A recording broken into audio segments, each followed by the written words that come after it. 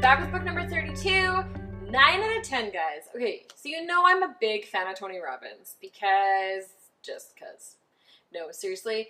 At a time in my life when things were really not going in a good direction and I wasn't doing really well, I got offered a ticket to a Tony Robbins conference, and I went into it with a mentality that I was going to take anything and everything I could out of it and change my own life. So did Tony change my life? Absolutely not, but he definitely provided what I needed at that point to radically change my existence. So kind of love the guy. To be really honest, he's pretty high up on my list. Ugh, that's a lot of words. So this book, the only reason I didn't give it a 10 out of 10 is there's a lot of words. It's a really giant book.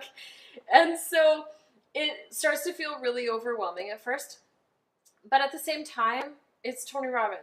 Every single page you get something out of, and it's a lot of the same content as what you get at his conferences, but not as impactful because you're not at his conference. But if you don't know any better and you can't go to his conference, you definitely need to read this book.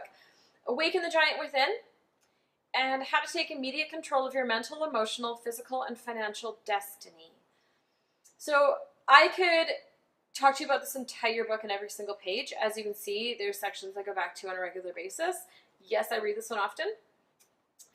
But two of my favorites are his problem-solving questions.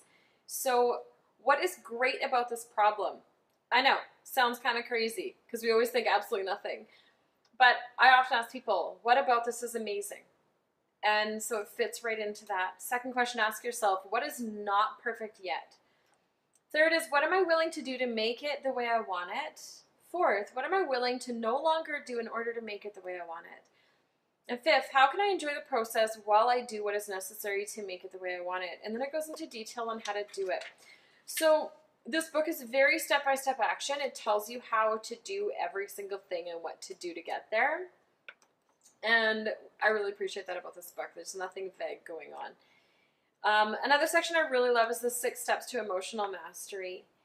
And so he writes, I found that whenever I feel a painful emotion, there are 6 steps I can take very quickly to break my limiting patterns, find the benefit of that emotion, and set myself up so that in the future I can get the lesson from the emotion and eliminate the pain more quickly.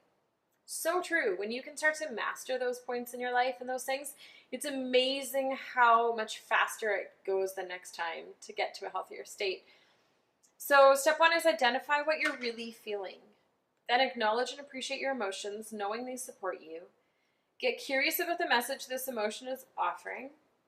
Get confident. So I can't flip pages.